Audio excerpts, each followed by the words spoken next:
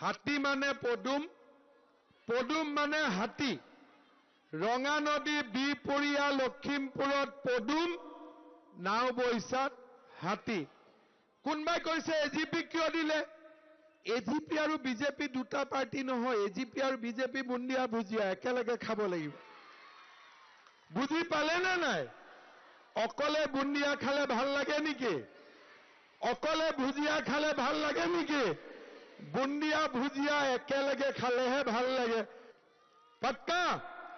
সকলোৱে ভোট দিব, বসন্ত দাস জিকিব। অকল ভোট দিয়ে নহয়, ঘৰৰ যদি ল'ৰা ছোৱালী গুৱাহাটীত আছে সব মাতি আনিব। পুৰা হাতী দি বেলট বাকচ মেচিন হাতী দি ভৰাই দিব লাগিব। ভোট দিব যাওঁতে আগত আমি গলো, পিছত মই গলো।